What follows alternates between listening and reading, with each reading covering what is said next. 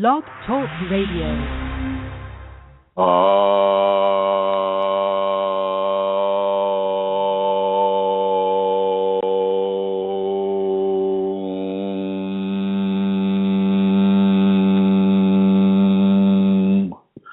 Hello, everyone, and welcome to this conversation about your Kundalini awakening experience. My name is Chrism, and I am joined in our living room studio with Rosemary Goliath, student extraordinaire, seminar presenter extraordinaire, movie presenter extraordinaire for the Twin Cities of Minnesota, and that would be St. Paul and Minneapolis in Minnesota. And so I would just like to say hello to Rosemary. Hello, Rosemary. Hello, Chrism. It is a joy to be with you and all our listeners. She says that through tears. You should see her right now. She's hello, Chrism. But no, I'm only kidding.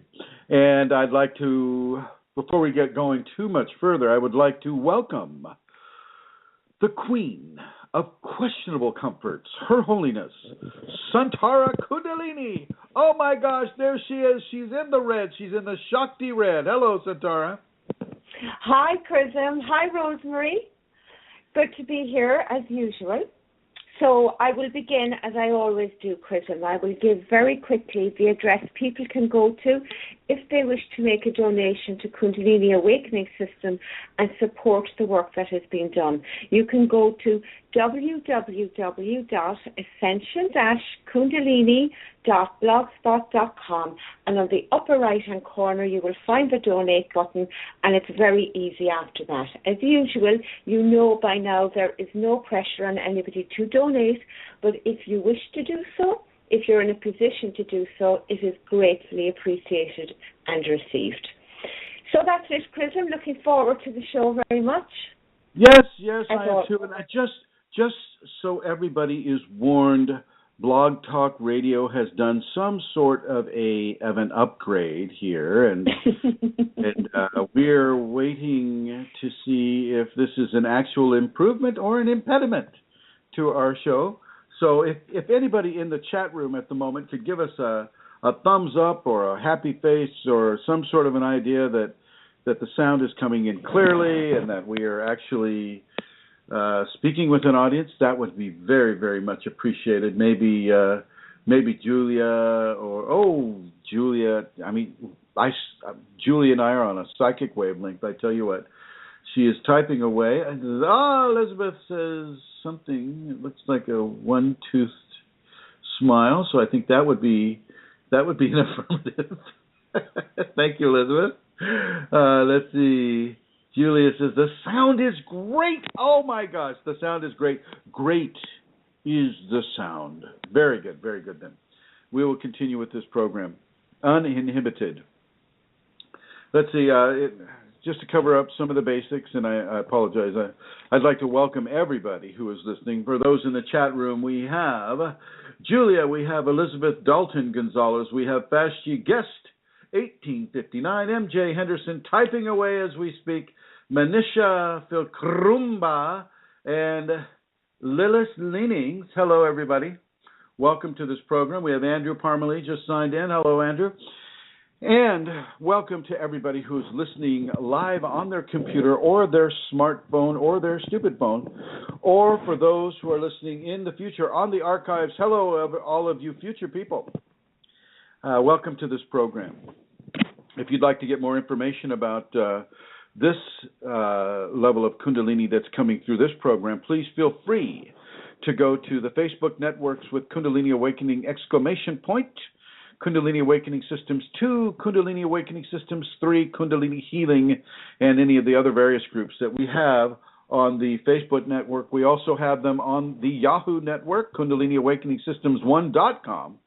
Or at Yahoo groups. Our website is KundaliniAwakeningSystems1.com. We also have Kundalini Healing on the Yahoo group. On the Google Plus groups, we have Kundalini Awakening !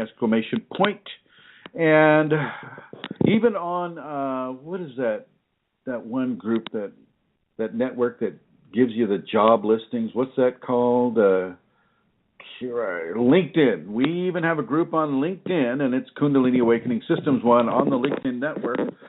So I would invite everyone to come through. We have Kundalini, we have Chrism.Kundalini on the YouTube network as well. We have about 300 videos for you to partake of and to educate yourself about your Kundalini Awakening experience. And so with that all set aside, I would like to say that I would like to send out a thank you to Julia and to Steve and to Elizabeth and to Vashti and to Her Holiness Rosemary Goliath and to Her Holiness Amelia Santar, or Santar Kundalini as Facebook has renamed her, for all the great works that they are doing with regards to seminars, with regards to Kundalini Awakened communities, with regards to outreach, with regards to all of the various ways that people are being served by the people that are just mentioned within their Kundalini Awakening experience. And so thank you to you all.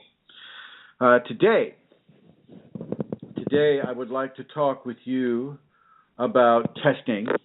I had an earlier conversation with a student, and she's able to discern entities and entity attack, and she said, you're really, really under an extreme level of entity attack these days, Chrism. And I just want you to know, because I can see it now and I understand, that it can be detrimental to a person's awakening experience. And I just want to say to that we are all constantly being tested by the Kundalini, not just with entities, but also with the level of phenomena that's happening into an individual, such as, say, high BP or low BP or extreme heart rate increase or extreme low heart rate.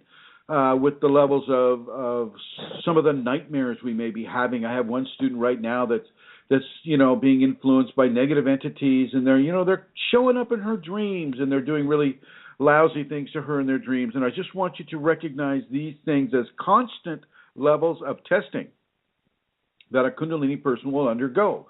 This is not, I have the Kundalini awakening. Well, then, I can drive my car without my hands.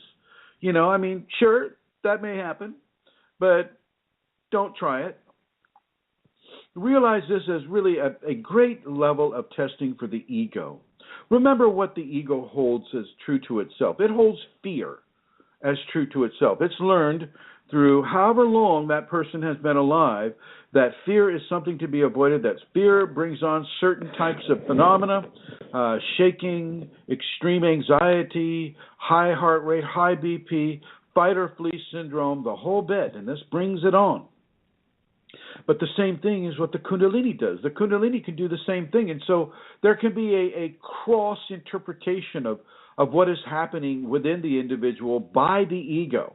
Okay, and so as you have this knowledge, as you realize that the Kundalini also places a great burden of phenomena and inner turmoil sometimes upon a person that can resemble fear, that the ego can grasp as fear, your higher functioning mental process needs to understand that is not the case. You are not going into fear. You don't need to go into fear. And I'm going to talk with Rosemary a little bit right now about some of the fear that she's experiencing. Now, Rosemary, as per an earlier conversation you and I had about your experience with the Sri Yantra, and everybody, the Sri Yantra is a Tibetan Buddhism-oriented design of different triangular positions. Now, I'm sure Julia can correct me if I've got that wrong with regards to the origin of the Sri Yantra, and I believe there is also a shamanic Hindu origin of the Sri Yantra. But that being said, Rosemary, when the Sri Yantra gave you phenomena, what occurred for you? Well, I was doing the exercise as is intended and looking and giving it my focus. And Chrism had said to me that it is very, very effective with people, and I wasn't having that experience but was working hard to achieve that. Then one night towards the end of this, about 21 minutes, and all of a sudden my mind shifted, but I saw the pattern shift like it's supposed to, and hadn't before that. But in that moment, my response was just fear, like, what is wrong with my mind here? what happened in my brain, and it shut down the whole process. Exactly. Just like fear will do. Fear will shut down your processes, or at least point them in a direction that is far more destructive and far more, in many ways, instructive for you, so that you can realize that fear is not the way to go. And what Rosemary described to me is happening, that the pattern on the picture shifted. Well, it shifted itself right of the picture itself. It almost became 3D. Am I right, Rosemary? Yes, it was. One half was on the other side. I mean, it was so fast, I have a vague picture in my mind because it just disappeared so quickly. So even the smallest of phenomena can really throw us for a loop when it comes to this type of thing. Now, hang on, I have to adjust my iPad here because it's falling out of its case. Here we go. Sorry about all the noise, folks. Fear can really begin to alter our perceptions. It can begin to alter how we respond to Kundalini phenomena. And fear is also being used as a test by the Kundalini for our development. Everybody who has Kundalini, I don't care if they're Osho or Yogananda or Ramakrishna, Vivekananda, Aurobindo, doesn't matter. Anybody that has a Kundalini is going to be encased in a constant level of testing within that divine grace. While we have bodies and while we are in society, we will constantly be tested. And with regard to Julia, and how she described me being under an especially strong form of entity attack. Well, yeah, that's true. And that happens all the time. It happens all the time, and it's nothing that I'm not used to. And yet, of course, I'm noticing that it's increasing, and I'm going, okay, here's what I have to do within my personal Kundalini awakening equation. This is how I need to adjust.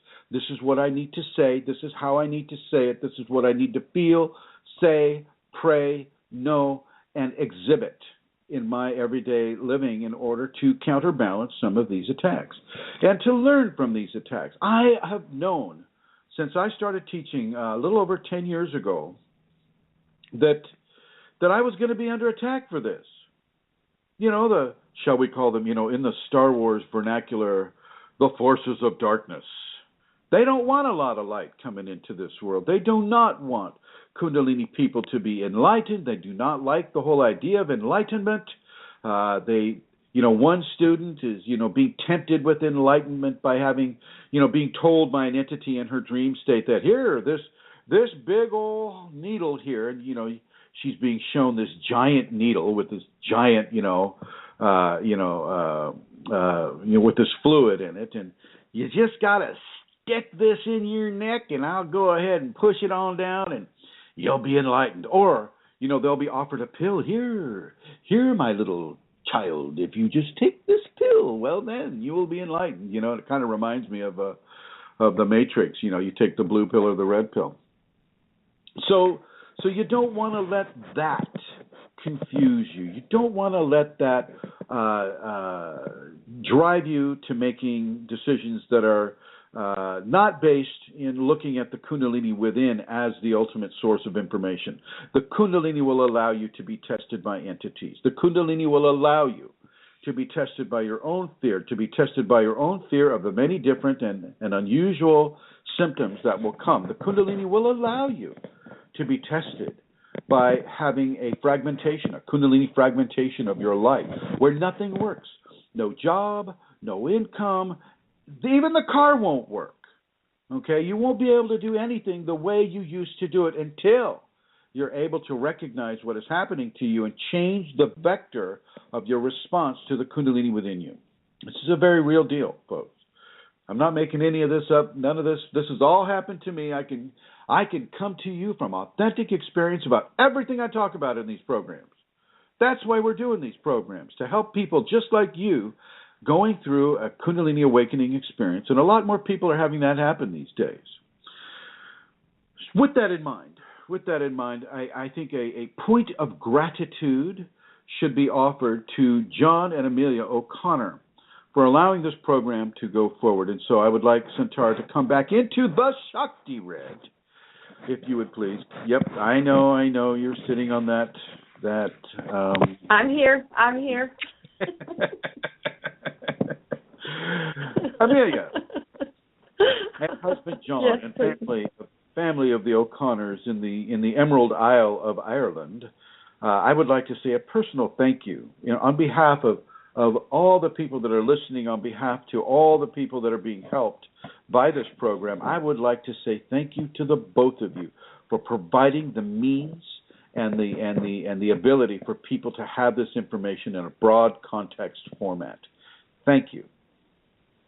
You're very welcome. If John was here, he'd say it as well. It's our pleasure to provide that platform, Chrism, for this to go out to people and to help people.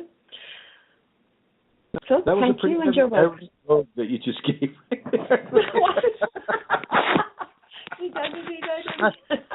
I got some of it, so I think that was. Oh no, really? What you meant was you have no clue what I just said, yeah? Kind of so, yeah, that's true.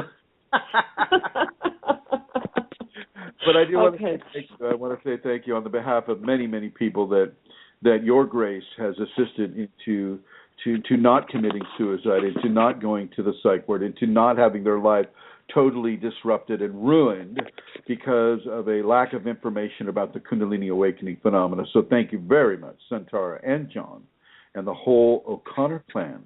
In my opinion, the Kundalini kings and queens of Ireland. Thank you. Thank you, Chrism. Okay, so to continue, really, I am looking on the guest list here on the chat room, and I see that Her Holiness Elizabeth is here, and I want to give her a chance to make some very important announcements. And here she is. Yes, the Queen of the North. There she is, Elizabeth. How are you? Hello, Chris. Hello, everybody. Hello. I am announcing again the next seminar is Kundalini at the Castle with special guest Dharma Sound Kirtan Seminar and Shakti Pot with Chrism. It's going to be Saturday, May 9th and Sunday, May 10th. 9 to 6 p.m. both days. It's being held at Manresa Castle in Port Townsend, Washington. There is still time to register, so call Elizabeth at area code 360-732-7076 or email me at Dalton Gonzalez, DAULTONGONZALEZELIZABETH@gmail.com, or you can go to Kundalini Seminars and Events with Chrism on Facebook, and all of that information is there, so in case you couldn't write it down when I was saying it just now. Give them your phone number again, would you please, Elizabeth? Sure. It's area code 360-732-7076. And so if you have any questions, people have been calling me and emailing me, and then I just give them a rundown of the hotel and the cost, and I help them with transportation from the airport or anything you need, or any questions you have, just call me and ask me or email me. Thank you, my dear. Thank you. Thank you. Putting you into the Shiva blue, the great blue beyond. Here we are, and I do recommend. I mean, this seminar, this Kundalini at the Castle, is really building into a very, very special event. I've never had musical guests before, and the Dharma Sound is going to be doing a lot of very, very interesting musical additions to this format. There are going to be many, many, many talks before the event that starts on May 8th. I mean, the whole week previous to that, we're going to be doing many talks at the different bookstores and different things like that. And I think I'm going to bring Elizabeth back on here. Elizabeth, where can they go if they just want to hear a talk or to experience a little taste of this somewhere else? There are 5 talks the week before, like you were saying, starting on May 3rd, Sunday, May 3rd, at Vision Quest Bookstore in Everett, Washington. That's from 1 to 4 p.m., and I'm actually going there tomorrow to meet with them and check out the space and everything. And then Monday night is back here in Port Townsend at Phoenix Rising Bookstore, 696 Water Street in Port Townsend, 7 to 10 p.m. And then Wednesday is going to be a talk at the Castle with the Sarah Nash group, and that'll be from 6 to 8:30 p.m. And then Thursday we're over in Seattle at East West Bookstore, or Bookshop rather, on Roosevelt in Seattle, Washington. And then Friday we're back around in Silverdale, Washington at Expansions Yoga, which is Dharma Sound's regular space, and we'll be doing the kirtan and talk there as well. And then we're going to caravan up to the castle that night, and most of the people that are coming to the seminar are staying at the castle, so we're all going to just drive up from the Expansions Yoga talk.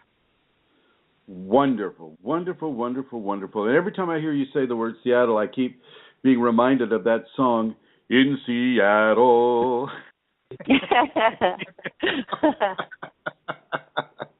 Anyway, thank you, dear Elizabeth. Thank you very much. Thank you. Okay. All right. Now, we do have a special guest here today besides Her Holiness Rosemary Goliath. Sailboat Mike.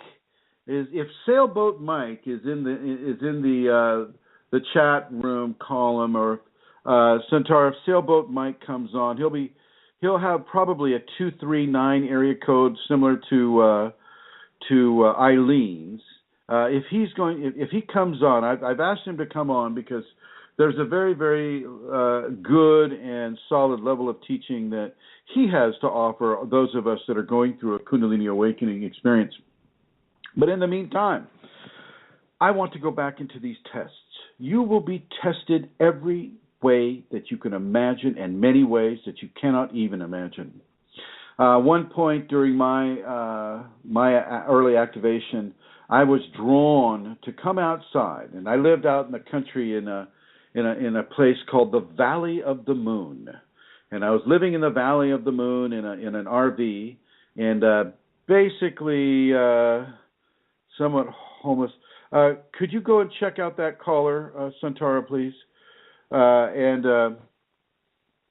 I was drawn to go outside. I was drawn to remove my clothing. So here I am, I'm standing out there, and it's fortunately it's a warm day. But anyway, I'm standing out there, and all of a sudden I feel like a strong barometric pressure change. And the trees start to move around me, and I hear and I see way off in the distance, because I'm surrounded by kind of like a riparian forest in this part of California, and the trees are making a lot of noise about maybe 500 yards away, and it sounds like something that is in approximately 50, 60 feet tall is moving through the trees very, very quickly, and it's coming straight for me. And I'm standing out there, and I've got my arms open, I've got my palms out by my side, and I'm waiting for this, and I'm going, God, this doesn't sound good to me at all. This is not good for me. So right before it gets to me, and you can't see a darn thing, right before it gets to me, I hightail it back to that RV, and I've got my clothes on, and I'm just like going, oh, please don't let it kill me. Hopefully it doesn't eat recreational vehicles. I'm just sharing this with you because this is part of my early Kundalini testing, where I was tested by forces that should not be. You should not have 60-foot tall invisible forces moving through the forest, tossing the trees aside like they're little blades of grass, coming right at you because you're feeling compelled to go outside of your RV, stand naked, and wait for it. Okay? And let me tell you, I know all about fear and how fear can really change the vector of approach with regards to Kundalini phenomena. And this was all Kundalini phenomena. Okay. So I want you to understand that fear is in itself a testing vector of response that you can learn from. You can learn very, very, very positive lessons. And I did.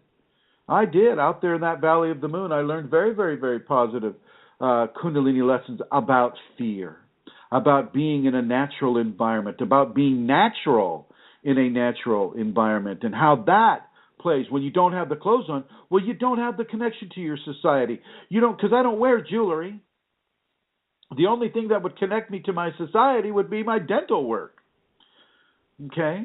I don't have jewelry, I don't have earrings, I don't have necklaces, I don't have any of those things. Because when I take the clothes off, I take the watch off too. And so everything that connects the ego to society is now gone. And you're in the middle of this forest, you're standing there, and you're going, whoa, this is new, this is different, this is strange, and let's have Kundalini experiences on top of that. So it can really, really test your ability to manifest courage. It can test your ability to manifest the kind of thinking that is required that allows you to accept this Kundalini teaching. And when you know that it's Kundalini, or you have a teacher that is saying, okay, Joe Jones, I want you to go out there, I want you to take your clothes off, I want you to stand naked in the forest, and I want you to wait for whatever is coming for you. Think about that. How would you feel as Joe Jones as you wait for what's coming for you? And it is indeed coming. And it is not necessarily a bad thing. But our ego fears push that programming because it's unknown. And because it's unknown, we interpret it as being bad.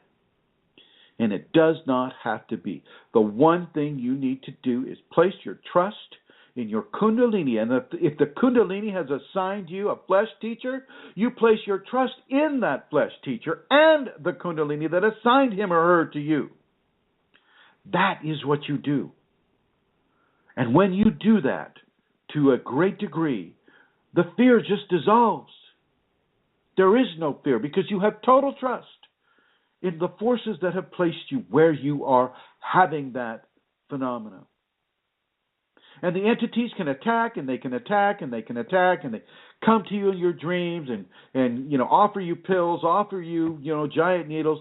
They can offer you, if you just cut your head off, well, then you'll be enlightened because your head will be less light and it will be really a light thing compared to your rest of your body. So they can do whatever they want, but they cannot abrogate. They cannot harm your trust or your faith in the flesh teacher and the energetic divine teacher that is giving you these experiences. I don't care how many entities attack you. I believe we heard last week about from Julia about how when an awakened man went into a cluster of entities, they just flew to the roof. They flew to the roof. They flew away. Why do you think that occurred? Because they could not handle the radiance. They could not handle the level of illumination. They could not handle these things. And the same thing will happen with you. The same thing will happen with you. Now, I would like to introduce a very, very special guest. We are being honored by the presence of a captain of the seas, a captain of the wild waves of the Gulf of Mexico, where the pirates used to roam. We are being graced with His Holiness, the captain of the high seas off the west coast of Florida, Sailboat Mike. How are you? Hello, can you hear me? Yes, I can hear you. I can hear you. Hi, matey. I can hear you now. Do you have an eye patch and a wooden leg? Not yet. How are you, Mike? Very well, thank you. How are you, Chrism? Good. Now, let's get right into the meat of this. Now, what did I tell you in our previous conversation with regards to how I would suggest, and I have to tell everybody, Mike has been a student of mine for about how many days? Oh, 60 a private days? student, 40 something. I don't know, since the seminar, I guess. So whenever that was. So really not a long time, and but I have given him very specific instructions. And how is it that your teacher has given you to look at the ocean and your relation to it? Well, essentially, you told me to regard the ocean sort of as the Kundalini, as maybe a metaphor or a physical representation of the Kundalini, and certain aspects of my practice are geared towards that. And what is your boat? What is my boat? Yes. Well, in the analogy that you gave me, my boat is the practice of the safeties. And who are you in the context of that practice? Who are you? I guess I don't know. You didn't really say that, but I imagine myself to be sort of the helmsman of the boat. That's right. And the boat is your body. Okay. The boat is your body as you cruise the seven seas, from a Kundalini standpoint. And I really like that analogy, and I really like it with you because Mike actually goes out in his boat. He sails in his boat, and he encounters difficulties when he's out there. And Mike, if you can describe the difficulty that you described to me earlier today, what happened to you 5 minutes after you took your boat out? Well, my wife and I bought our boat probably about 3 years ago now, and we ran aground as soon as we turned out of sight of the marina where we bought it. We were probably 200 yards from the marina, and ran aground, and then I was able to get out of the boat, and thankfully the soil or the bottom was pretty sandy and soft, so there was no damage done or anything. We were going pretty slow. Well, you always go pretty slow in a sailboat, but able to push ourselves off, and then we ran aground again about a minute and a half later. So we had two quick ones, and then haven't been aground since. But there's always a next time. Mr. Optimism. So the thing is, and with the Kundalini, there are plenty of opportunities for a person to run aground. And you may have to hop out of your boat. You may have to push yourself off the sandy bank or off the rocks, or from getting twisted up in the seaweed, or many of the different things that can happen to a person sailing the Kundalini.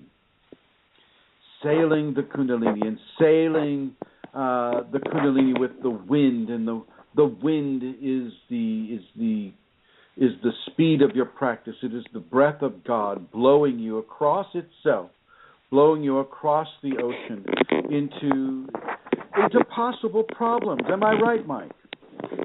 Oh yeah, yep. There's always a situation. You can be in control of so many things, but there are certain things each time you go out that you can't control, and you have to try to deal with them somehow. Right. It's the weather, the current, the size of the waves, right? Yeah, and it's different. It's different every time. You can go out 2 days in a row with the same forecast on both days, and they'll be completely different. So there's always a situation lurking that you can try to be ready for it, but there's always one waiting that you might not be ready for. Right, and the same thing happens with the Kundalini, ladies and gentlemen. The exact same scenario exists with the Kundalini. Every day is a new day. Every night is a new night. You never go into this process as a total replication of the previous day or night. You're always moving forward. You're always moving forward, even when it seems like you're moving backwards. And let's talk about the ocean a little bit more. And Mike, are there denizens of the ocean that might see you as a really lovely piece of protein? Oh, sure, yeah. There's all kinds of crazy stuff down here. There's Florida's the number one in the world in shark attacks, and they're around. So they're out there. You've got stingrays that can can mess you up, and jellyfish. But yeah, there's lots of sharks. And can you see kind of a very similar quality of analogy between a shark and an entity? Oh, yeah, I didn't think of that, but yeah. Yeah. Entities, sharks have a very similar quality, except entities can't really kill you and chew you up like sharks can. So I would say within a physical level, the sharks are quite different than, say, an entity on the physical level. But in an energetic level, the entities can be indeed, great levels of scary monsters that will descend upon a person having a Kundalini awakening, especially when they don't know when it's occurring. And like as Mike described, many different things you can be prepared for, but there are some you're not supposed to be prepared for. That's what makes a good test. Just like Rosemary, when she's looking at the Sri Yantra, and all of a sudden the pattern pops off the page, pattern pops off of the painting itself, and like, whoa, that's not supposed to happen. And with Rosemary, she immediately questions her mental status. What's going on with me? What's my mind showing me? Okay. And so, Mike, when you're sailing across the Great Gulf of Mexico, how often do you allow fear to control your actions? You try not to, and thankfully I haven't encountered too many situations that cause a reaction of fear. And the more that I sail, the less that becomes part of the equation. But if you do react in a fear-based way, your decision making seems to not be as effective, and you really have to be able to think ahead, but also think on your feet when things start to happen quickly. So. Right. And the same thing goes with the Kundalini. It's exactly right. I mean, when you go into fear, the first thing that comes into control is your ego and the survival-based quality that fear can begin to place in charge of your decision making. And you really need to think on your feet and to really begin to bring in those levels of trust, those levels of faith, those levels of understanding and clarity about the Kundalini process that hopefully a person may be learning through some of these conversations that Amelia and John have allowed us to all participate in. Hopefully the knowledge that you receive here helps you on the deck of your Kundalini body as it sails the 7 seas, the 7 chakra seas of the Kundalini awakening. You see, there are so many valuable metaphors that a person can use between being a sailor on the boat in the ocean and the Kundalini awakening coming into the inner ocean of the sacred divine, as Mike is experiencing right now. Now, Mike, have you had anything scary with regards to your awakening? Anything happen to you that scares you yet? I think, my first sort of larger phenomenon that occurred, I reacted with fear maybe for a second. It was something that happened in my sleep, and it was almost like I was woken up out of my sleep, and I thought there was an earthquake. And I'd never been in an earthquake before, but it felt, like inside, and I realized it was inside my body. But I mean, until I realized that, I think I was startled awake, so I was scared for a second. But I knew what it was when it kept happening, and then I was able to kind of settle myself down and just ride it out, and it probably lasted, I don't know, it's hard to tell, 15 seconds, something like that. But. And this was like a spinal sweep for you, or what? What was it? I don't know. I didn't, I wasn't feeling, anything shooting out of the top of my head. I didn't leave my body or anything like that. But it was like, my whole body was kind of rumbling, and there was a sort of high-pitched noise in my, inside my head. And it was strange because I thought it was all, I thought that the quake and the whole room was shaking, but it was just me.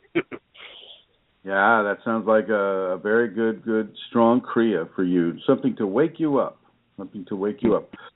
Well, I want to thank you. I want to thank you for appearing on the program today, Sailboat Mike. And for anybody that wants to sail off the west coast of Florida, I want you to get a hold of Sailboat Mike. I will not give you his phone number. But you just put it out there to your Kundalini, and your Kundalini will do the calling. I'm always happy to take anyone out, and thank you for having me on, and thank you to Amelia for putting me on, and everyone for listening. Thank you, Mike. Thank you very much. Thank you. Bye-bye. Yeah, with the ocean and its many forms of life, everything from sharks to stingrays to basically, and it's not just the ocean. All of the jungles and the forests of this world, oceans are just underwater jungles and mountainous terrains. They all have life forms that are very similar to entities. The entities feed on your energy. They don't necessarily need to feed off your physical body. But if they feed off of your energy enough, then of course it will have a depleting effect upon your physical body. And so the thing to do is just to realize that the Kundalini is giving you entities as a level of testing. It's giving you this phenomena as a level of testing. It's giving you a really, really insane teacher like Chrism as a level of testing. Ask Santara. Santara, she's coming on board here. Yes, Chrism. Have you had any kind of insane assignment that Chrism has assigned you? No, Chrism.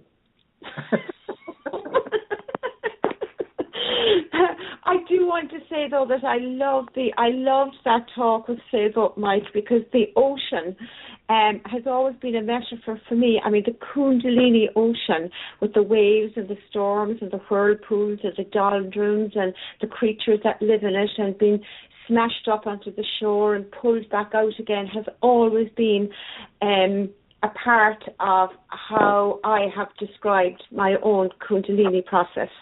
So listening to that conversation between the two of you was really, really good. So thank you to Sailboat Mike. I'm avoiding your question, of course. Can I say something about testing? Yeah.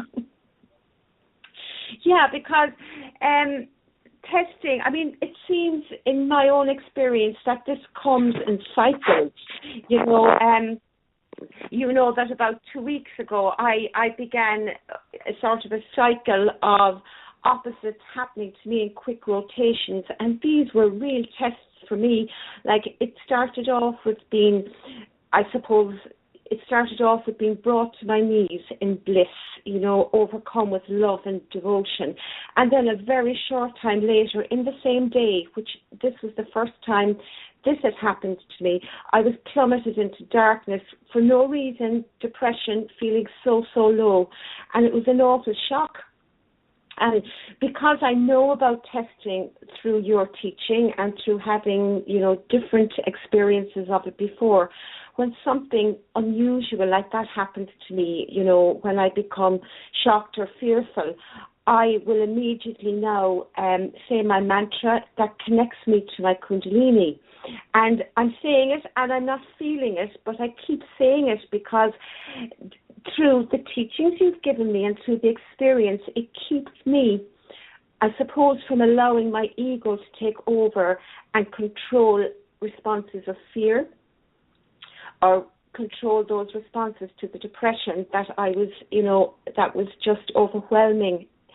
And it's by doing the mantra and by doing my devotion, that is a trust, that is a statement of trust from me to my Kundalini at that particular time. And what happened then was suddenly the bliss started again, tears were flowing, sobbing with love and devotion, and of course the ego goes, oh, that's really cool. Which of course again is a distraction, so not to go in that way either, but to keep focused on the Kundalini and surrendering to what is happening. And what happened next after that was suddenly I was feeling apathetic, apathy. And really, for me, I experienced apathy a few years ago, and it's even worse than depression, if such a thing is possible. So when I felt apathy, which I haven't felt in such a long time, and again, it was sudden and overwhelming, I went into panic and I went into fear. Oh my God, no. My mind again, triggered just for a short while. Because of my practice and because of following your teachings, and my first response then was to begin my mantra again, my mantra of surrender and devotion. I was still aware of the ego talk, but my focus was on the Kundalini through the repetition of the mantra, through my devotion. And that again was a trust that, this test that was being given, it was surrendering really to what was being experienced, because I knew it was from the Kundalini. And it continued like that for 2 weeks, and, stuff happening at night and all that kind of thing. So, anyway. Well, and the thing is when you're developing faith or you're developing trust, you cannot know the answers, or why would you need trust or faith? You can't know the answers. It has to be a mystery for you. You have to earn that answer by having that trust, by having that faith, by investing yourself into the mystery of what the Kundalini is giving you, and using the tools, the previous tools that the Kundalini has already given you. People have very, very short memories about how they have overcome some of the previous phenomena that has occurred with them, and especially when you've overcome it with faith and with trust in your teacher, trust in the Kundalini itself, and trust in its application of its love and its testing upon you. When a new phenomena hits you, it seems like all of that for some people will just go right out the window, and it's like, oh my God, this is terrible, this is horrible, how do I get through this? And this can really prolong the teaching. Going into severe levels of fear or anger can prolong that testing sequence. Let's just use a Kundalini fragmentation as an example. There are people that have had the Kundalini fragmentation for years now. They don't know why, but their whole life has been plundered. Nothing works anymore. None of the old ways work. And they're so stuck in the old ways that they can't understand that they need to try some new ways. They need to try some new responses to these Kundalini tests that come with a fragmentation. If your old job isn't working, well, then maybe you try to get a different job, a new job, something that isn't, what you've always known or what you've always done. If the old life is not working, then you must try something else. And one of the things that you can try is to trust the Kundalini within you. Trust the teacher it has given you, that flesh teacher, if it's given you one. And if it hasn't given you one, ask it to give you one. You have to ask sometimes. And I know people have a problem doing the ask. They want it, I can do it. I don't need anybody's help. I can just sit here inside my head and do everything I need to do, and that's that. And that's not always the case. Sometimes you need to reach out into the Kundalini and say, hey, Kundalini Shakti, Kundalini Shiva, sacred male, sacred female, Jesus, Mary, Shakti, Shiva, however you want to call it. I need some help. I did it. I wasn't above asking the Kundalini for help, and it did come through. I just didn't know I didn't know what to expect as far as a response to that asking. I didn't know if the clouds were going to open and the sunlight would break through like you see in these religious paintings, and some angel was going to come down and say, "Wow, Chris, you're so screwed up. Here's what you got to do." I didn't know how to respond to these things. But I did find that for me, the Kundalini did not typically speak to me in a voice.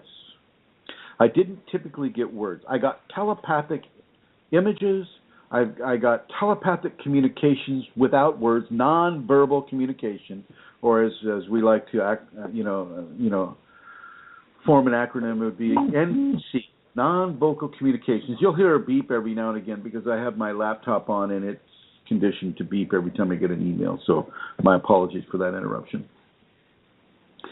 These levels of testing don't go away. You may get a platform or a plateau where it calms down, and your ego may be going, whew, well, I'm glad that's over. Well, I got news for you. I recognize that. It is never over. Even the phenomena is never. You'll get a platform where the phenomena calms down. You won't be having kriyas. You won't be having a lot of entity contact. You won't be having this or that, telepathy, any of the acidic expressions. And you'll think, oh God, I get this a lot. So what did I do? What did I do to piss off the Kundalini? How come it's not coming through me anymore? And yes, even those with Kundalini can say words like piss off the Kundalini, which means, for those of you who are learning English, that it means to make the Kundalini angry at you. What did I do to make the Kundalini angry at me? They'll come to me with this and they'll say, nothing. You just need time to process some of this stuff you've already been given. People tend to align their level of phenomena with their level of Kundalini awakening. And I know Rosemary does this a little bit because she, right at the moment, she's not getting, bombastic, she's not being thrown up against the ceiling and slammed on the floor, and then thrown up against the ceiling and slammed on the floor. So she's thinking, well, God, what's up with the Kundalini here? All she's getting is a lot of jokes about the flying nun, which, she's probably so sick of now. But she's a very patient woman. She doesn't have the height. She doesn't have the right hat. But anyway, the testing never stops. Okay. Another student of mine, had, I'll have them do a mantra. These mantras I give people are very, very powerful. And I'll have them do them, but they're so powerful that the entities that are connected to a person and the ego that is connected to a person is in full-on resistance. They go into full-on resistance mode because the level of giving and the level of surrender is so intense with these mantras that the last thing the ego or the entities want is for that person to do that mantra. Oh my gosh, don't do that mantra. That's the constant level of instruction that they're being given. They're going, oh, well, how come you're doing this with that Kundalini teacher and the only thing you need is the Kundalini within? Well, gosh, how do you know that the Kundalini has assigned you this teacher? They'll do everything that they can do to sideswipe or to destroy a person's trajectory within the Kundalini awakening process. They want that person to be as ignorant as possible because that is how they can be as susceptible as possible to entity attack, entity incursion, and corruption through the forces of darkness that do exist on this world. And so as I'm saying with the other student, you can see the entities going, oh my gosh, Chrism, there's a huge level of entity attack occurring upon you. And there is. And there will continue to be. And, any prayers that people want to say for the work that we do and, all of this stuff, all the good intentions are readily accepted and appreciated. But I will never not be under attack with the work that I do. The corruptive forces do not want people to be enlightened healthily. They want them to be enlightened in a way that is corrupted, in a way that is harmful to them, in a way that is destructive to not only their spiritual process, but their living processes as well. So for all of you that are currently, having this happen to you, you just need to have faith and trust in the Kundalini. Do not let a second of doubt creep into your mind. Do not doubt the Kundalini. If you have any issues or questions, well, you can call this show right now. The number is 347-934-0026. All of you listening on your smartphone live, all of you that are listening there in the chat room right now, you can call up and ask a question. There's nothing holding you back except your own, embarrassment about, oh my gosh, I've never talked on the radio before. Oh my gosh, I can't do that. Here's the number again. It is United States, area code 347-934-0026. And the first person you'll talk to is Santara. Just to make sure you're not somebody wanting to say really strange cuss words on our program, which of course has happened. So as this testing occurs, it can increase in its power, it can increase in its frequency, it can increase in its projection towards corruption upon a person. And so I'll feel a headache. I'll feel like a headache sometimes. Or people may see, somebody who's sensitive to entities may see more entities around me, and it's, you know what? It is like insects to a light, with the insects being the entities and the Kundalini awakened person being that light. And I'll tell you what, they can crash and land on that light as much as they can, but they're not going to do anything with it. And if it's a flame, they'll just get burned. You need to know this. Everybody has their own equation within their own personal Kundalini awakening, and this is what karma determines for us.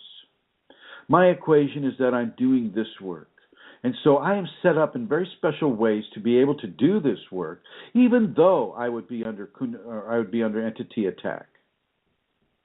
It's like your body. You have an immune system. Well, Kundalini has its own immune system too. We're constantly fighting back cancers and viruses and bacteria that would try to cause us discomfort or give us illnesses within the domain of the physical body. We're constantly barraged by attack within our own body, and our white T cells surround those invaders, and they have, our immune system has a memory so that it can remember certain types of attack that comes to us, and it consumes them, and it gets rid of them through the alimentary and the urinal canal. So, the whole scenario is set up for us to survive, and the same thing is going on with your Kundalini. It's just not the same vector of interaction. Your Kundalini, the more you trust it, the more you have faith in it, the more you do with regards to accepting its presence within you, accepting it with love instead of fear, having trust and faith in what it is doing with you. The greater you're able to do that, the greater your immune response to any kind of entity interaction or corruptive force is. Follow the safety protocols. Follow the energy of my voice right now. My Kundalini is going into everyone that is hearing this broadcast in the future or in this present point right now, whether they're listening on their smartphone or their dumb phone or their Kundalini or their computer phone here, as we have the people in the chat room. Feel the integrity of the Kundalini coming into you right now. Feel it. Right now. Feel that coming into you. And trust that. Trust your own Kundalini. Do not let your fears dominate your horizon.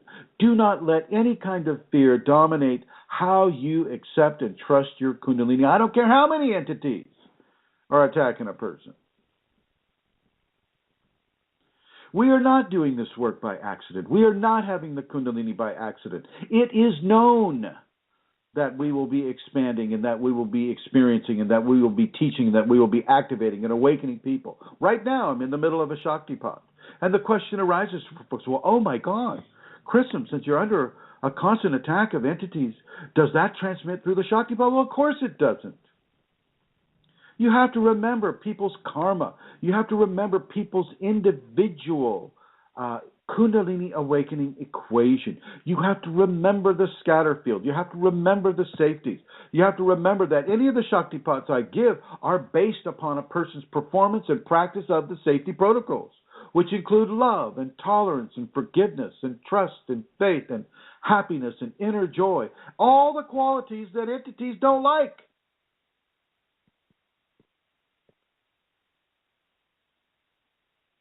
we are not operating within the void of society. It is known what we are doing. It is known what I, Chrism, am doing. You're not the only one who's listening to this program. I'll guarantee you that. You know, people come from all over the world to receive these teachings. They come from war-torn places where wars have been waged for over 1,000 years, and people doing the worst possible things to each other. You may be living in the United States or in another European country, and you may not have a remembrance of how World War II was in Europe. We may not have a remembrance of how the Civil War was in the United States or the War of Independence in the United States. We don't remember because, we're not that old.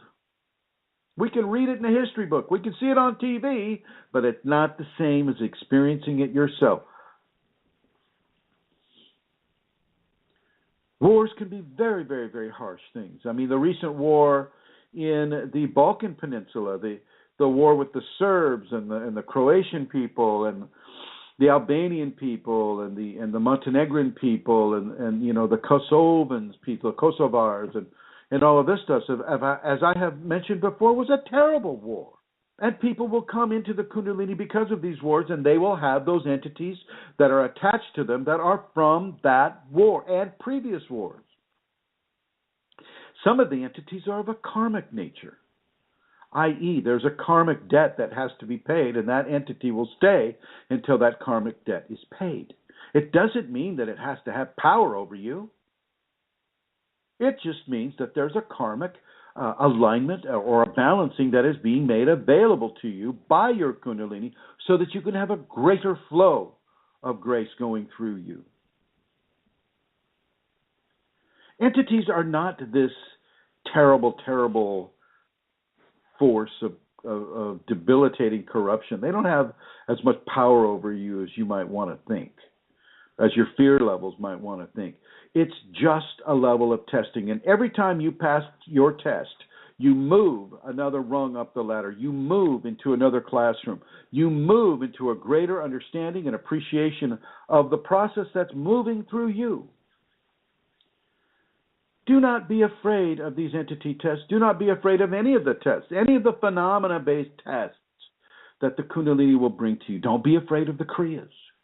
I don't care how often they come. I don't care how weird they make you look, and sometimes they'll make you look weird, shaking hands and I mean, people having like what they would think a palsy would be, or, being put into different positions in front of your family or your spouse. Maybe go to a private room where you can have that. Being pushed out of body so that you can see yourself sleeping and, oh my gosh, am I really sleeping or have I died? Is this part of what dying is about, and the ego will always go to the worst possible scenario. But I am going to encourage you to trust your Kundalini. Trust and have faith in what it is you don't know, but you do know you're having Kundalini symptoms. You're having Kundalini phenomena. Just add it up.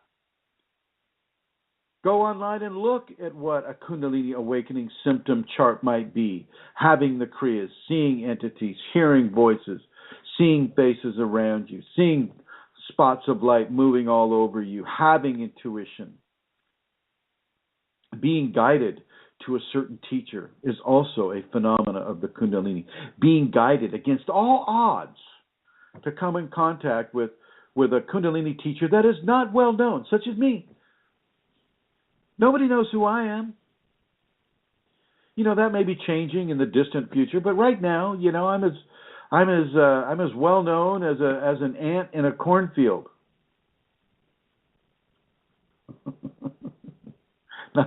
Not so well known is what I'm saying. It's very important for you to understand that the testing will never, never, never stop. You'll always be tested in some way. Your faith will be tested, your trust will be tested, your fear will be tested, your body mechanisms will be tested. And just because you pass these other tests doesn't mean that there aren't more tests coming your way. Let's talk about falling into the void. That's a whole new level of testing for people. When their world begins to not only fragment in a way where nothing works, well, their actual reality matrix begins to fragment. And you find yourself stepping out your living room door and falling into a darkness that you have no idea how to work with, how to be in.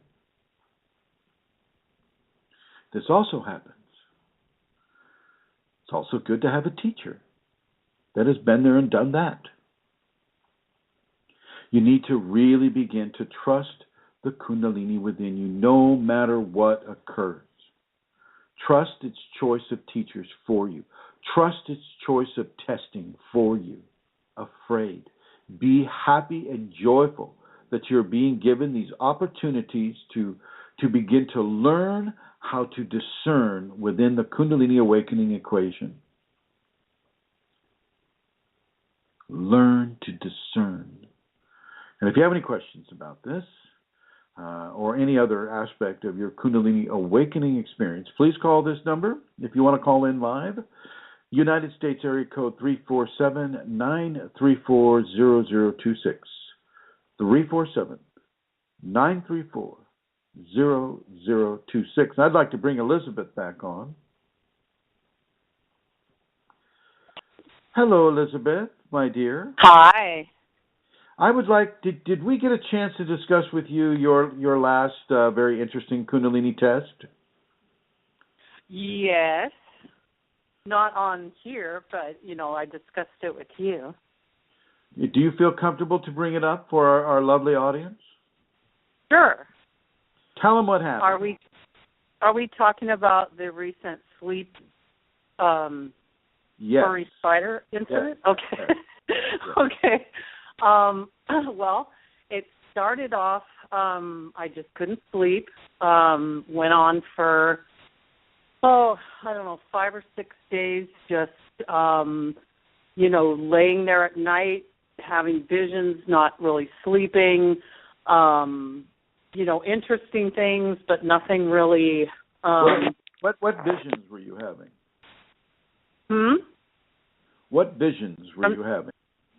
Well, the night of the spider, it was during the day, and I had laid down for a second to try to rest my body, and I just went into this other space, very South American jungle. I was walking along. I was with a group of people. I turned to my left, and there was a big wall of just solid vines on my right. I continued. I just walked down, and the vines were, 20 feet high, something.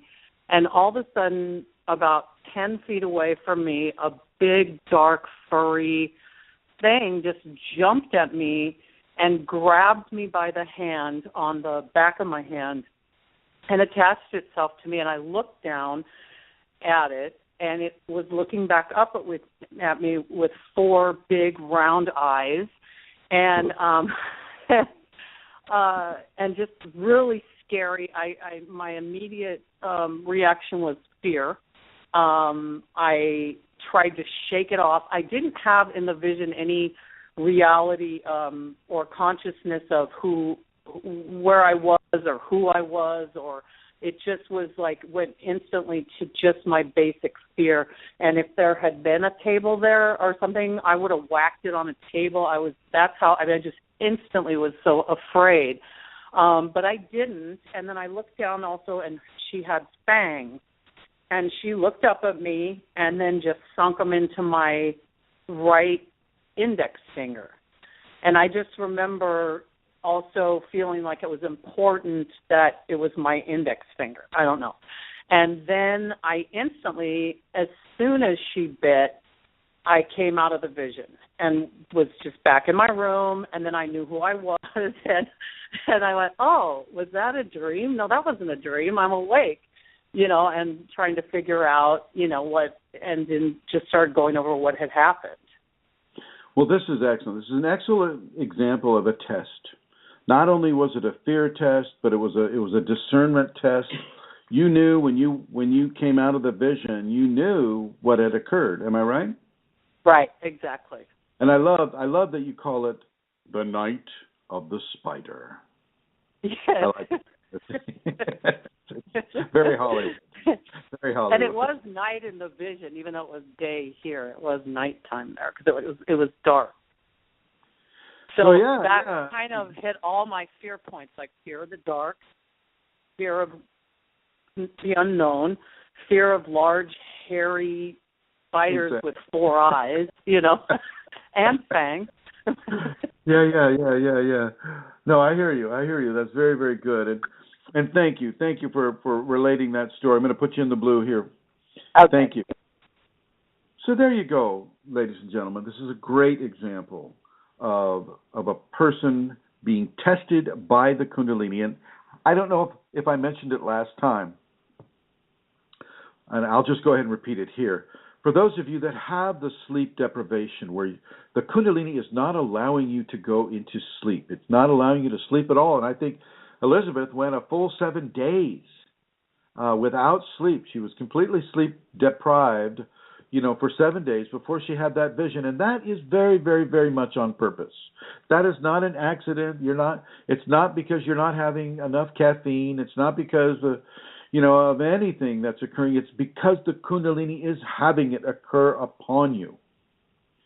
It is initiating this process within you so that you cannot go to sleep, so that you're operating in an alpha brainwave state during your waking hours, so that you can receive waking visions such as the night of the spider that Elizabeth experienced. Okay? This is how the Kundalini will also test you.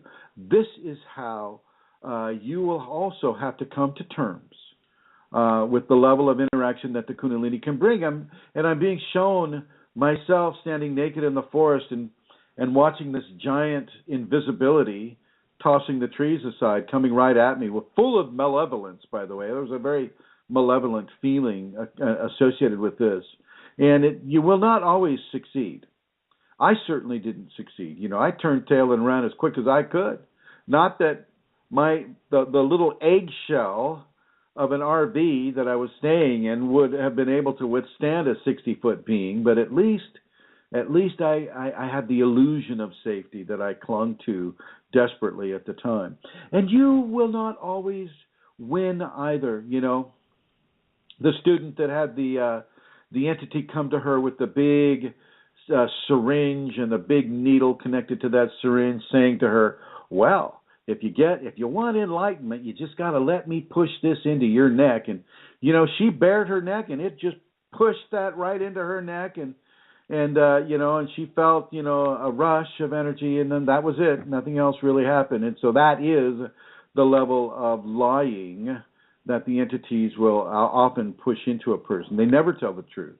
And if they tell the truth, it's really only for their own manipulative purposes, not to help you and not to bring you any kind of clarity or any kind of a positive teaching. And so this is once again why I say do not pay attention to anything that the entities come to you with. Dreams in your dream life or your waking life or any aspect of your life. However, with your phenomena, you can look at levels of truth with your phenomena such as Kriyas, such as any of the endocrine system testings, like having a lot of energy, having no energy. You can trust that the Kundalini is working on you. You can trust that the Kriyas that you're being put into are there for a purpose.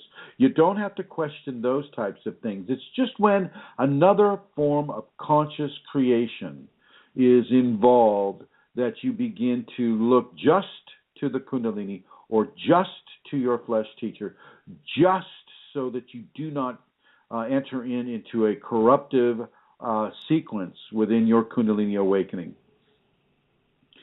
We're always looking outside of ourselves. Well, the Kundalini has got that covered for you. Not only is she within you and she's part of you and she's monitoring you and she's helping you to transform into a semi-divine individual, but she's also assigned an outside teacher for you so that it takes the place of any of the other outside of you machinations of what would want to come to you and corrupt you from an outside-in process. She's got the outside covered. She's got the inside cover. As above, so below. As without, so within. She has got you covered. The Sacred Mother has you in her protective embrace. And you just need to be comfortable with that. And I don't care if she comes as a serpent or a spider or a wolf or a hornet or a bee or a tiger or a cat or a dog or a wolf, any of those creatures. I don't care if she comes to you as a praying mantis. She's coming to you. She's coming to you. And she's in you, and she's helping you, and she's encouraging you. You just need to be open to that. Oops, such timing. So, if you have any questions about this, feel free to call up. The number is, yes, hello, Santara. Well, I have some questions, Chrism, when you're ready for them. I am so ready for them right now, my dear. Okay. Well, this question is from a lady who has entity intrusions, and she is in a practice of surrender and devotion to the Kundalini. But this is what she says. She says, how do you know when you are blocked or being taught tolerance? It feels like I am blocked. It feels like I am back where I was a long time ago with kriyas, emotions, ego stuff, along with entities like they were before too. I know we sometimes have to experience all this again to learn things, but have a desire to delve deeper to see what is going on and learn from it. How do you know when to delve deeper or just sit still? I have asked the Kundalini to show me what I need to learn. Is it just ego wanting an answer to fix it? Or am I being taught tolerance? Or do I try to find an answer that is deeper? Well, I think she's answering her questions all over the place. Okay.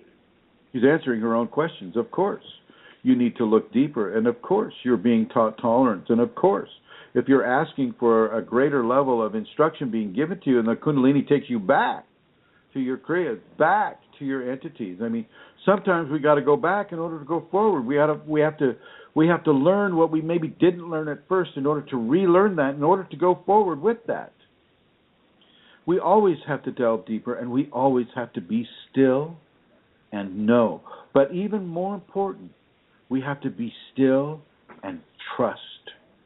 We have to be still and let the strength of trust carry our process forward, whether or not it includes kriyas, whether or not it includes entities. Tolerance is also a part of trust.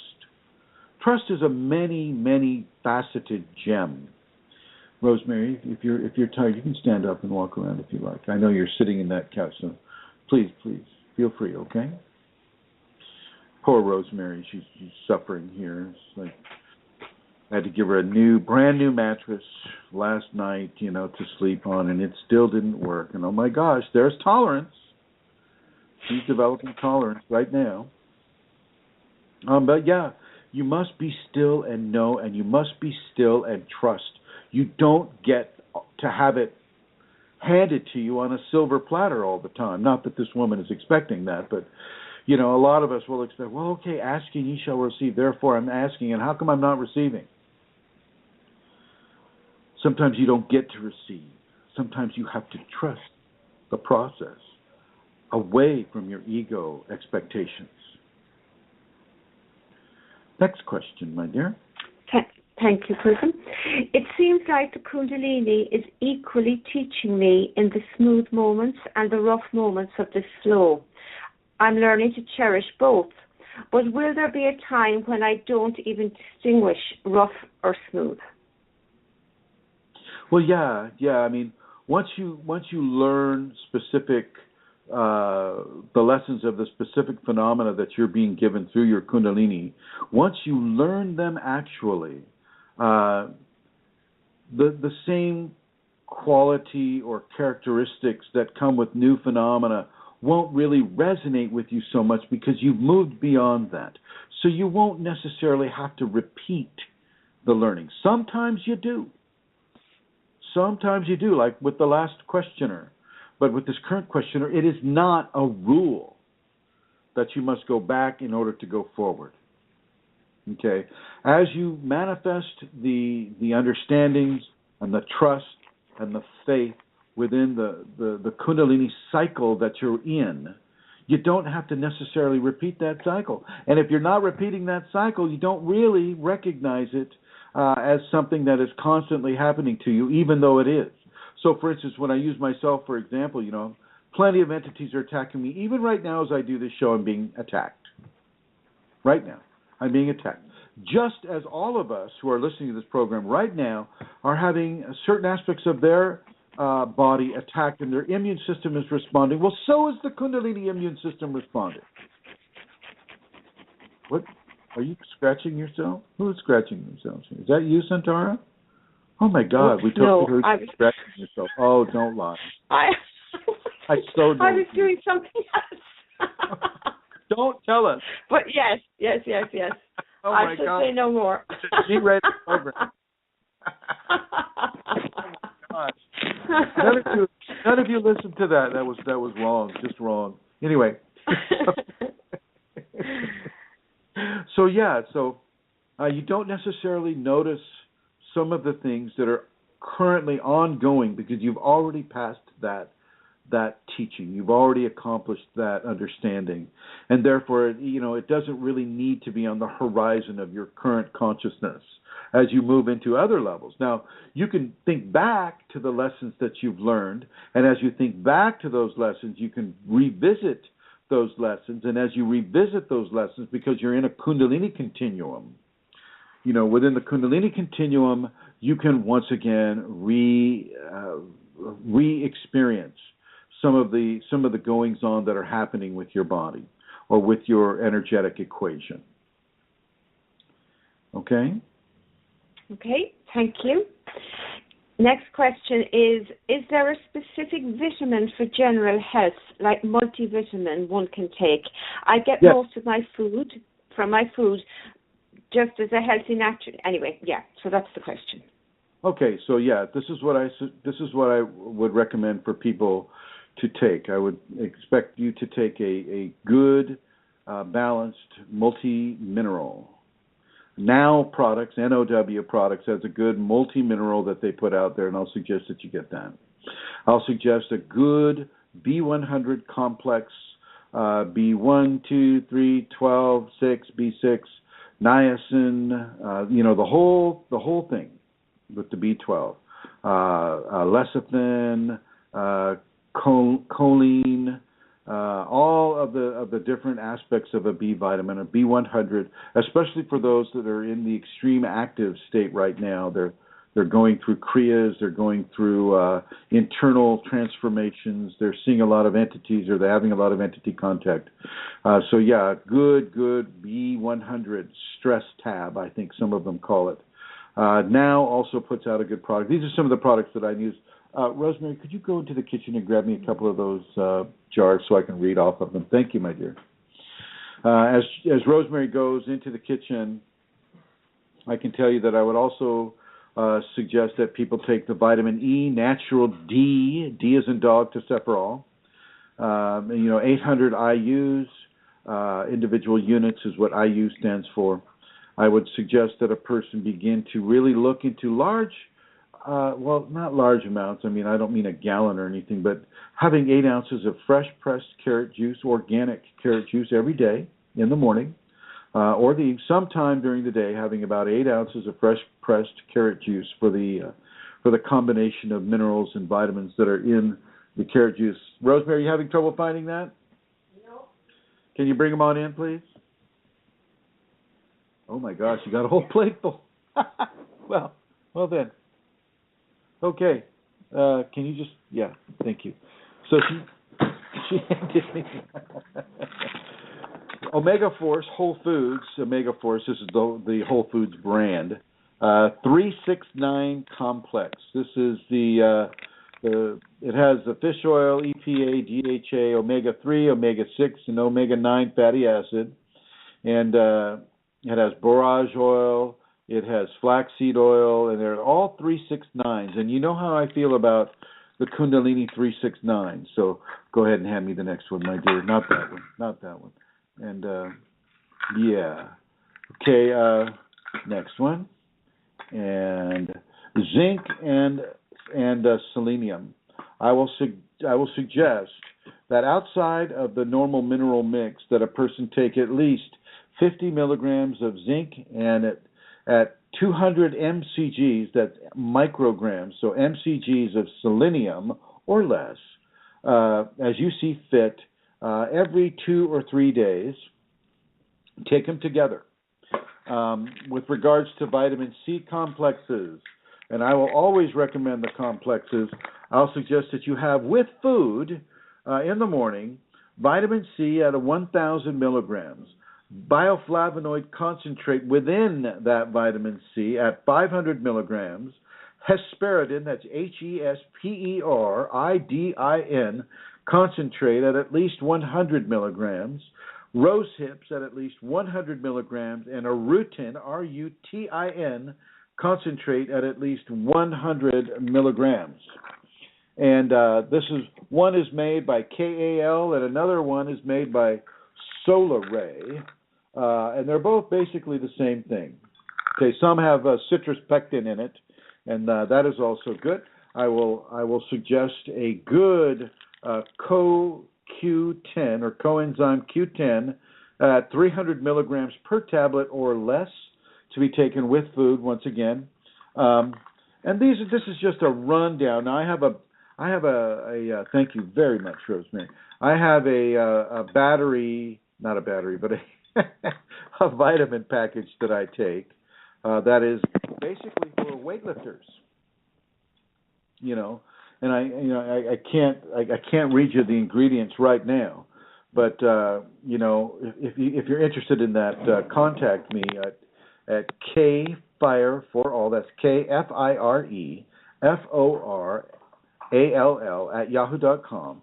KFireForAll@yahoo.com, and I'll be glad to give you the web address of these weightlifting vitamins that I take, and they have all of the components that I just mentioned, but in addition, they have things like bee pollen, royal jelly, and some of the really hard to get items that you can't really buy at your local drugstore or vitamin store. So it's very important to supplement yourself. Now, when you're taking these vitamins, you don't take them every day. At the most, you'll take them every other day, and even in a midway, you just take them twice a week. You don't want to over inundate the body with vitamins or concentrated forms of vitamins. You just want to keep a fairly stable level within them, and twice a week is good for that. Okay. Next question, my dear. There's a question by Phil in the chat room, Chrism. He says, is it possible for the Kundalini to regenerate vital organs? Yes. Yes. Absolutely. Nothing is impossible for the Kundalini. The Kundalini could grow a new eye. The Kundalini could grow a new tongue. It could, if an arm is taken off, well, the Kundalini could grow that new arm too. There's nothing of the physical natures that the Kundalini cannot manipulate. Okay, thank you. And the next question is coming up now. Sorry. Okay, I was writing down your list, so I went off. Okay. It was a question from the group today. Oh, yes. Is it okay to make money on sacred things like Kundalini? No. No, it is not okay. Divinity is not for sale. I don't get to charge for Shaktipat. The only thing that I can really charge for, and I do charge for, is my time teaching about the Kundalini, teaching, taking up the time of my own life force, taking the time away from where I could be holding another job and, having a good life and, doing all the things that everybody else does in this society. I can charge for that, but I cannot charge for a divine teaching. I cannot charge for a divine interaction.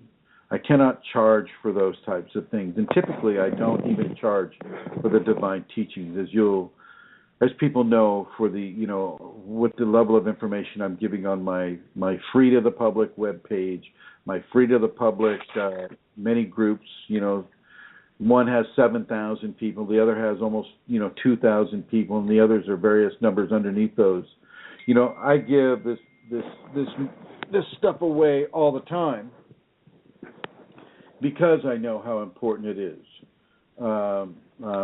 Just a second, she's going to keep pinging me until I answer to her. There she is. Okay. Just a second. Oh dear.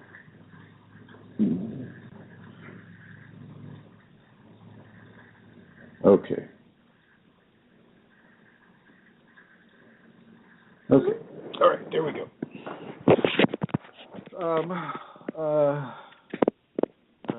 Help me out. Where was I with this when I lose that train of?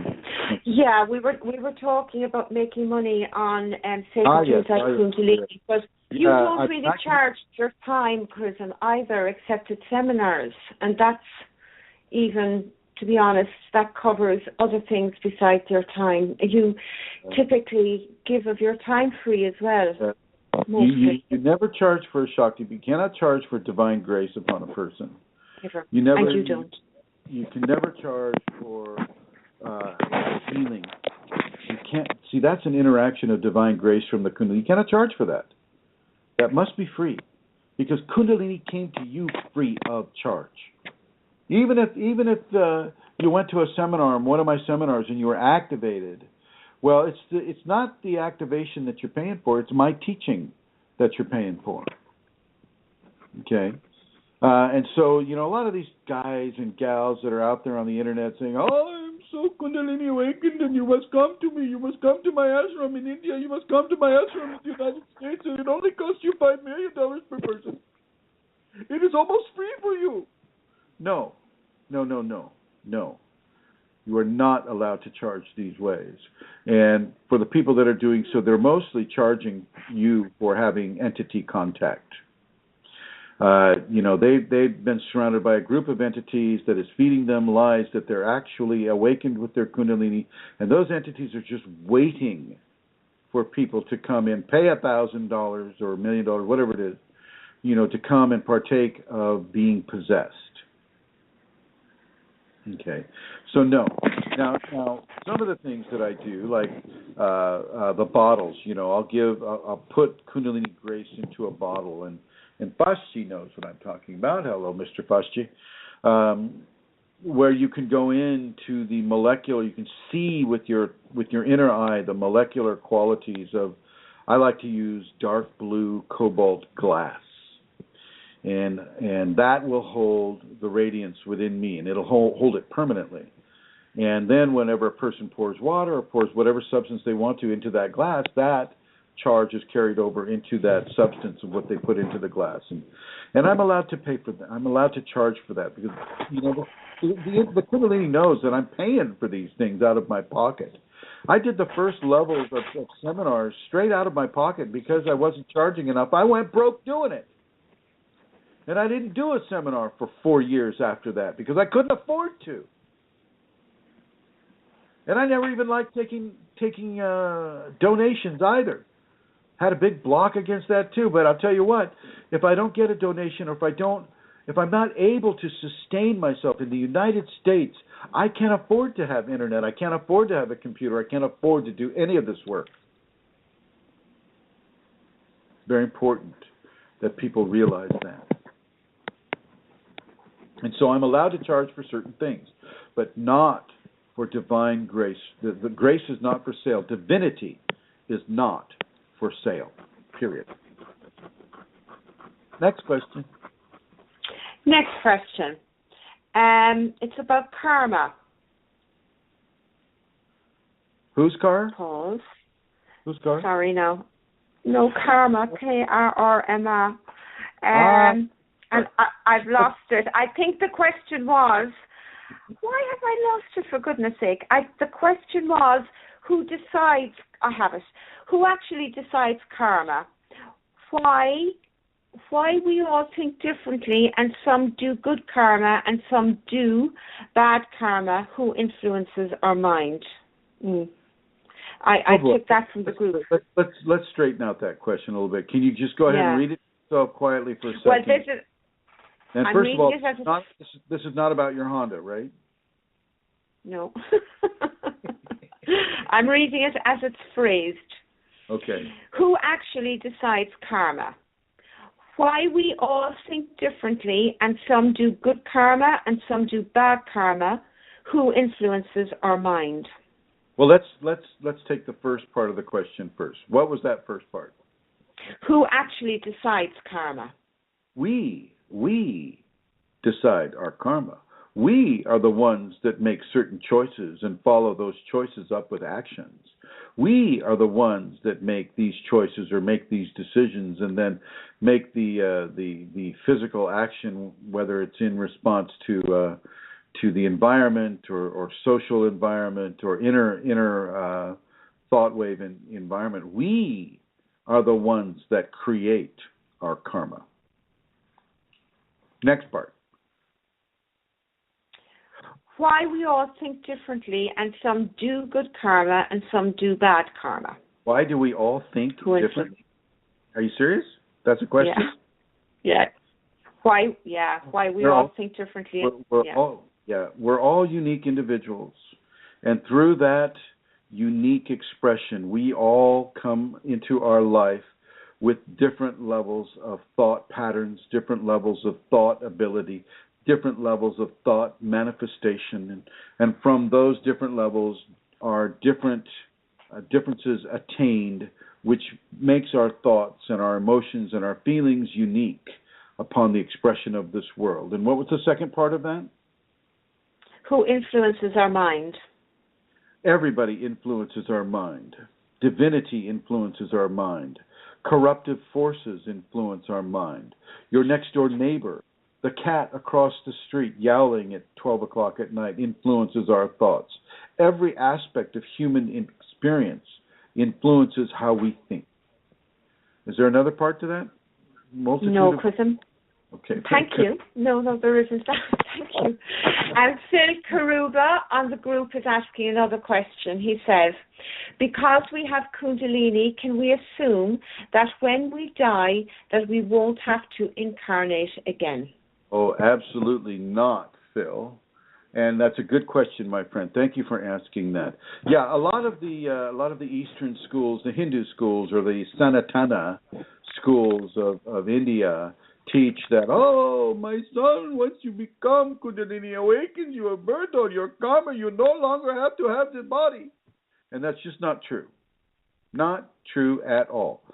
I myself have come into this lifetime with a secondary, tertiary Kundalini awakening, because it does follow you into the next life. They say you can't take it with you when you die. Well, the Kundalini is the one thing, that and your memories, is Kundalini comes with you when you die. And the next incarnation that you have, and you will have another incarnation, it will accompany you into that incarnation. Kundalini awakening isn't just for this current physical lifetime. Once you reach into the Kundalini awakening, every lifetime after that is like a rung on a new ladder. A new ladder. Enlightenment is just not so easy. That one lifetime does it, or even a slew of lifetimes ending up in the Kundalini awakening does it for you. Not at all. It is a far bigger multiverse of expression, of soul refinement. And so once you reach into the Kundalini, and the Kundalini reaches back into you and does this transformation, well, you have switched the ladder that you have been climbing. You have been climbing an aluminum ladder before. Now you're climbing a golden ladder. And it's this golden ladder that takes you further and further and further into the divine refinement that the Kundalini is offering a person, that the Kundalini is initiating within that person. You, as an ego, you do not get this choice. Once Kundalini has reached into you, you are going to go on that ladder whether you like it or not. It's part of the divine soul refinement, as opposed to the physical 5 sense based soul refinement. You will now follow a divine set of rules, a divine set of refinements that will take you further into the, what it is to be a divine flesh upon a world of severe refinement like this world is. So yes, you will have many, many, many more lifetimes after the Kundalini awakening. If, and the one controlling aspect of this, and that's part of the if, the one controlling aspect is if the Kundalini wants you to. You're welcome, Phil. You're absolutely welcome. Anybody else on the group there? We have Manisha, we have Phil, we have MJ Henderson. Hello. We have Lauren White. Oh my gosh, Lauren, you're back. Good to see you again. We have guest 1998, 1955. We have one guest with a really long number ending in 425. We have His Holiness, the King of grace, the soul man of soul revitalization. His Holiness Vashti. Hello, Vashti. We have Atlantis Seeker. I've seen you before. We have Andrew Parmalee. Hello, Andrew. And any of you that have a question, feel free to ask a question. And any of you that are listening on your computers or on your smart or not so smartphones, please feel free to ask a question. The number is 347-934-0026. And do you have other questions, my dear Santar? I do. I have another question, and it says, any suggestion and or technique for sperm retention while having a partner in a Kundalini context? Yikes. Yikes, yeah.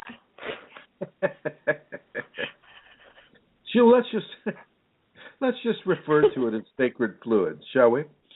So for sacred fluid retention, there are many things you can do. You can pull out, go get a glass of water. Make sure you don't get it too close to the fountaining out position, because that can cause an expansion of the vas deferens, VAS, and then DIFERENS. And the vas deferens can cause you a lot of pain if you expand it too much, and you're keeping the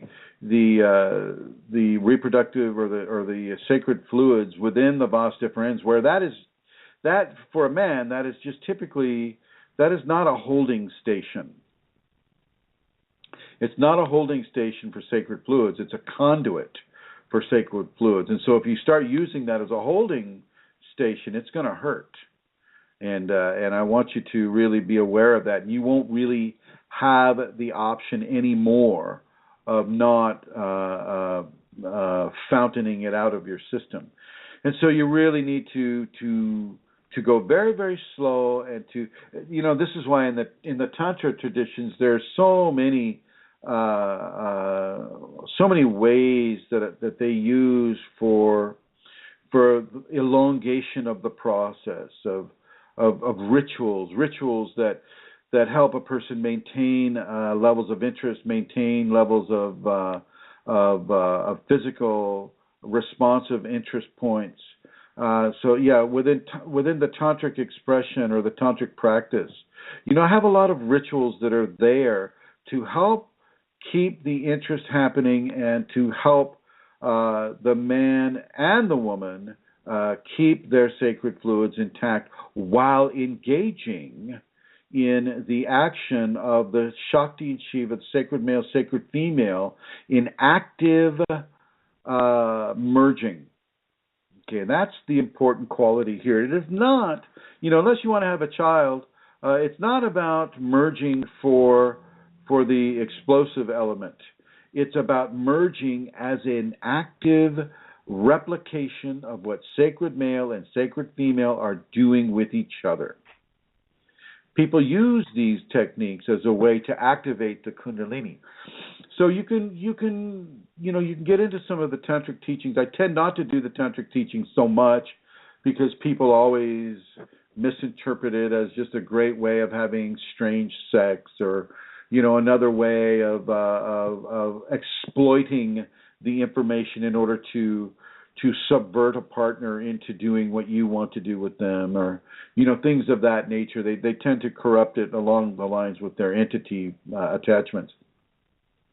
So I tend not to teach too much of the Tantra, and I've got such a great reputation now because of people wanting to have tantric teachings and then not having them, and then really just taking them out of proportion to what was being taught, and entities coming in and them not having the skill sets or the desire to practice the safeties, blah blah blah. It just goes on. And so I don't teach too much of the tantrics, but it is important for both men and women to retain the sacred fluid. It's not all about the men. Now, the women can have more of the orgasmic aspect than the men can have, but it is also good for the inguinal muscles to be used on both genders, so that those fluids are allowed to retain position within the body, so that they can be used in the spinal cord and in the cerebrospinal fluid as well. Did that cover it at all, or should I get into technique? Yes, no, that was great actually. Thank you, Chrism. Okay. And the next one, well, at least I think it was. Are you okay? Are you finished? Well, Atlantis Seeker's typing something. I'm not quite sure what yet. But yeah. Oh, somebody mentioned the E word there. Who is that? Let's see here. That would be Phil. There is a spot. Let's see. Oops. Atlantis Seeker. Can you, as a Kundalini awakened person, see your chakras all the time, or only when you meditate? Can you see them in the mirror, or only in your imagination? Okay, I'll be getting to that, my dear. No worries. Phil is asking, there's a spot between the scrotum and the anus that can be depressed, which prevents, that's true enough. Some people call that the G spot, but there's another word for it. I can't remember. Do you remember what that is, Santara? No, I don't. Oh, yeah, what is it? But, if you want to press it there, but that's still not going to take the pressure off the vas deferens. That just takes it, Phil, that just takes it from getting into the ejaculatory canal. And so it's not going to, it'll just keep it out of the stem of the jade stalk or the Shiva lingam or the penis. But it doesn't help with the vas deferens expansion, which is really where the pain will occur a lot of the time for people that are practicing this. And I'm not a real supporter of the cool draw, as another author likes to propose, and some of these Taoist techniques. I'm not real fond of those techniques either. I'm really fond of the techniques that keep the sacred fluids in the body, even as you have an orgasm. You don't have to have an orgasm that pushes the sacred fluid out. You don't have to have. You can have internal orgasms that do not do that. Takes a little bit of practice, takes a little bit of instruction, but it can occur for both genders. So there you have it. Now I'm going to move on. And thank you once again, Phil, for a very good question. You're right on the money with a lot of this stuff. Now to Atlantis Seeker, can you see your chakras all the time? Yeah. And I don't have to see them as a reflection, Atlantis. I see them. I can go into them. I'm into the fourth chakra right now. Okay. You don't see them in a 3D sense. You see them you become them. You go into them. You're part of that whirlpool of energy that is over those specific nerve plexi. So not only do you see them, but you are them. You're in them. You can see them outside and inside at the same time. It's a very hard thing to put into the language, into 2D language, but it is a very, very, very inclusive form of being and viewing at the same time. I hope that helps, my dear. And it happens anytime. Whether you're meditating, I'm looking at it right now. I am part of that right now. I'm looking at Rosemary's right now, and I can go into hers as well. And right now, Rosemary's chakra position is in the third. She's really looking at the third, and I'm giving her a lot of energy into her third chakra awareness. And so, that's a great question, Alana Seeker. Thank you, and feel free to write more.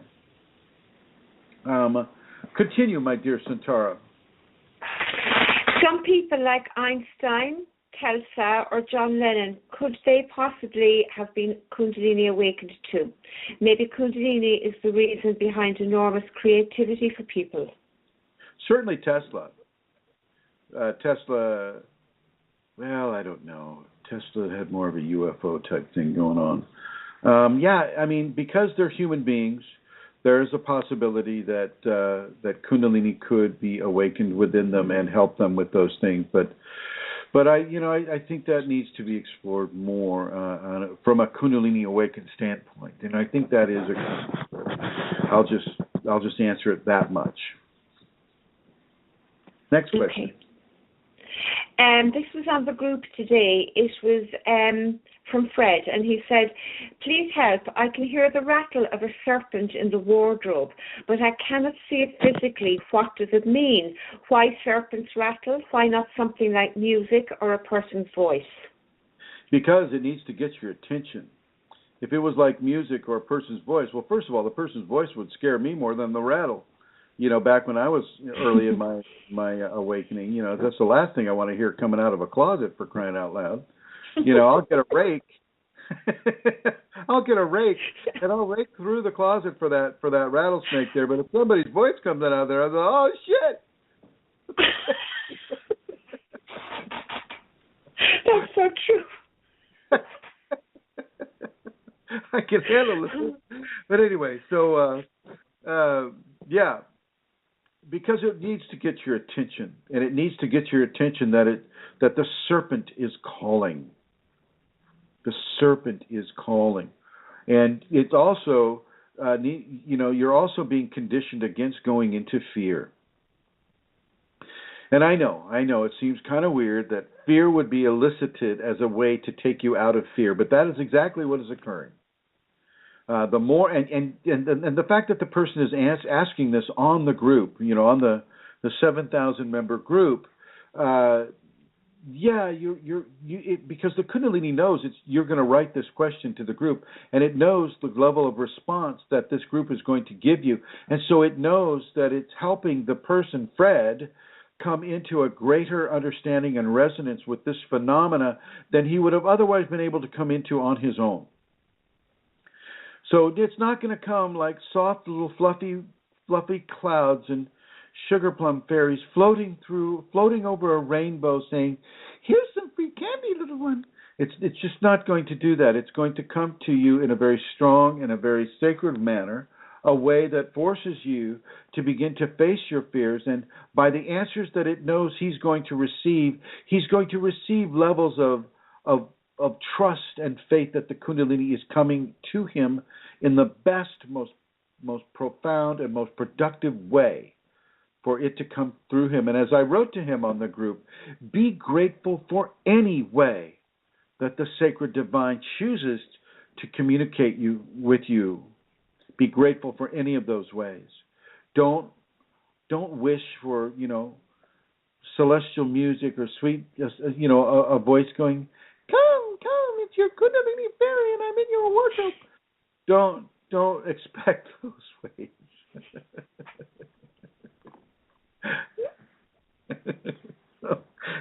Next question. Okay. Why are some people able to give healing and others not? Well,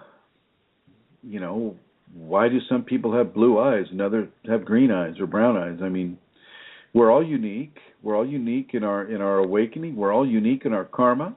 And some people's karma have they have earned the right to give healing for another person. Not to say that you can't learn it.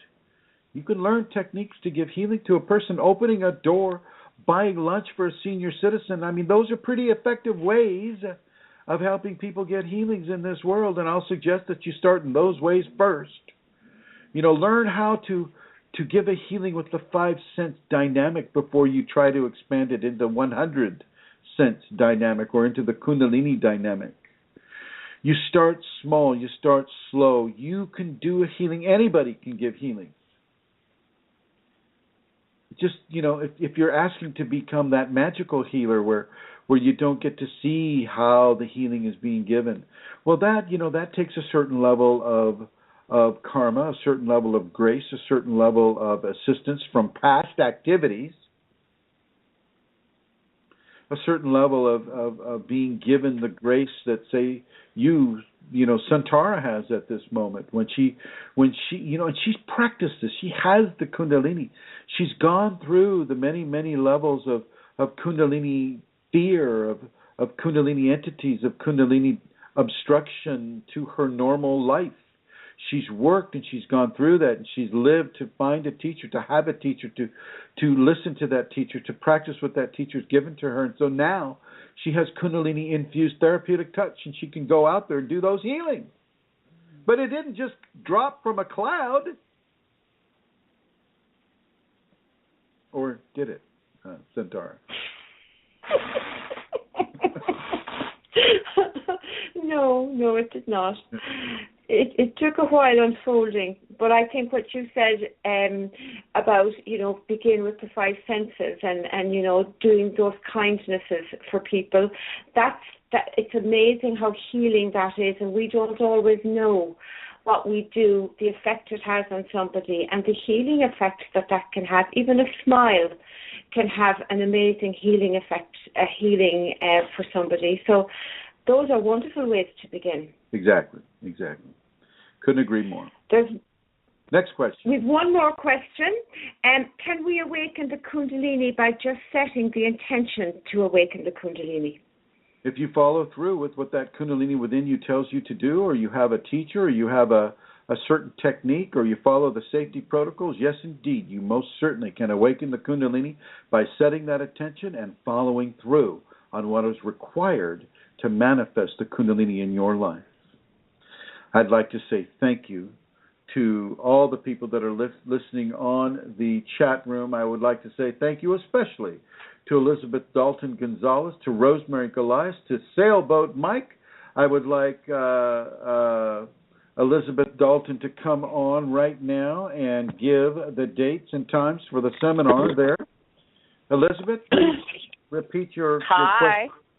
Repeat that information quick. We're running out of time. Okay. So the dates one more time are Saturday, May 9th and Sunday, May 10th from 9 to 6 p.m. both days at Manresa Castle in Port Townsend, Washington.